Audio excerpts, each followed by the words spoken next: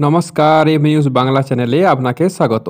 পশ্চিম বাংলায় বিরোধী দলনেতা শুভেন্দু অধিকারী বলেন কিভাবে বাংলার মুখ্যমন্ত্রী মমতা বন্দ্যোপাধ্যায় বাংলার মানুষের সাথে প্রতারণা করছে। তিনি লক্ষ্মী ভাণ্ডারকে কটাক্ষ করে বলেন 1000 টাকা দিয়ে কারো সংসার চালানো যায় না। গত 14 বছর ধরে বাংলার মানুষকে ঠকিয়ে আসছে।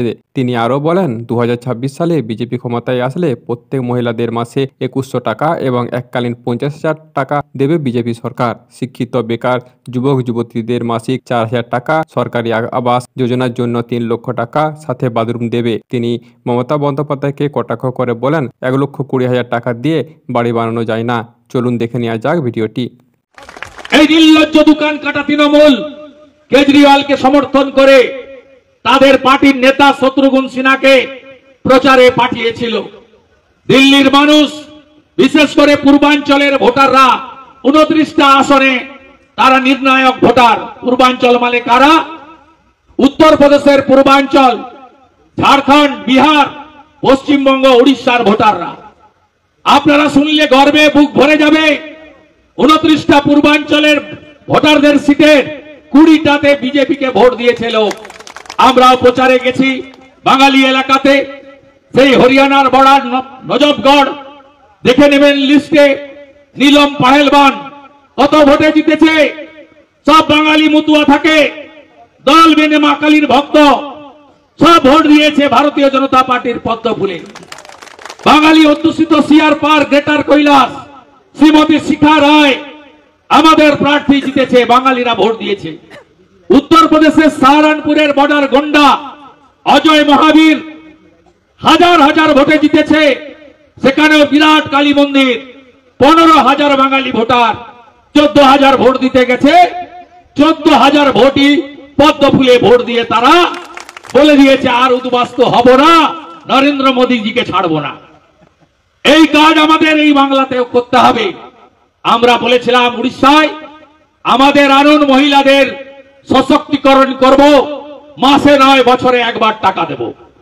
সুভদ্রা মায়ের নামে যোজনা চালু হয়েছে, 50,000 টাকা এককালীন বছরে আমরা সেখানে মায়েদের অ্যাকাউন্টে দিচ্ছি। আমরা বলেছিলাম হরিয়ানাতে যেদিন সরকার, পরের মাসে 2100 টাকা হরিয়ানায় সরকার হয়েছে, পরের মাসে সব মা বোন দিদির অ্যাকাউন্টে 2100 টাকা। বেকার যারা গ্রাজুয়েট তাদের জন্য বেকার ভাতা, 3,57,000 রাজ্য সরকারের ভ্যাকেন্সি খালি আছে, সব পূরণ করে বাড়িতে বাড়িতে চাকরি হরিয়ানাতে সরকার পূরণ করার কাজ করেছে। আমরা বলেছিলাম রাজস্থানে আমাদের আনুন 25 লক্ষ টাকা পর্যন্ত চিকিৎসার খরচ কাউকে দিতে হবে না, আমরা দেব। ভজনলাল শর্মা করেছে। মহিলাদের সরকারি বাসে ফ্রি, 500 টাকার গ্যাসের সিলিন্ডার ভজনলাল শর্মার সরকার করেছে। আমরা বলেছিলাম ছত্তিশগড়ে 3100 টাকা কুইন্টাল ধান কিনবো, আমরা 3100 টাকা কুইন্টাল ধান কিনছি। আমরা বলেছিলাম মাতারি যোজনাতে বছরে একবার এককালীন 12,000 টাকা দেব, আর বার্ধক্য বিধবা ভাতা, দিব্যাঙ্গ ভাতা 3,000 টাকা করে দেব। ছত্তিশগড়ে বিষ্ণুদেব সাই সরকার সেটা করে দেখিয়েছে। আমাদের মহারাষ্ট্রের সরকার বলেছিল 2,000 টাকা করে মহিলাদের অ্যাকাউন্টে দেব মাইয়া যোজনাতে। আমরা শুরু করেছি দেওয়া, এবং মাধ্যমিক পাস বেকার যতক্ষণ চাকরি না হয় 4,000 টাকা মাসে বেকার ভাতা, আর স্নাতক বেকার যতক্ষণ চাকরি না হয় 6,000 টাকা করে বেকার ভাতা ইতিমধ্যে দেবেন্দ্র ফডনবিসের সরকার চালু করে দিয়েছে। তাই চিন্তা করবেন না, 1000 টাকার ভাতা এবারের বাজেটে 500 টাকা বাড়বে, এখন থেকে বলে গেলাম।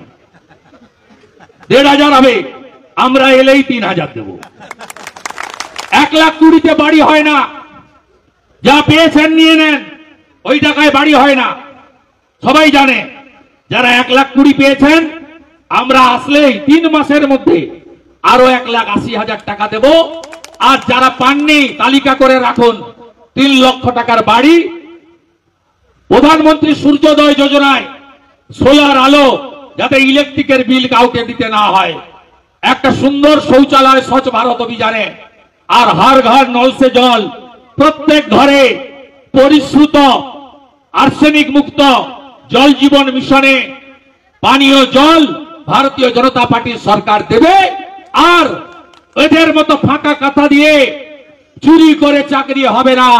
মেধা অনুযায়ী বাংলার চাকরি না পাওয়া প্রত্যেকটা বাড়িতে একজন করে চাকরি দেওয়ার কাজ ভারতীয় জনতা পার্টি করবে।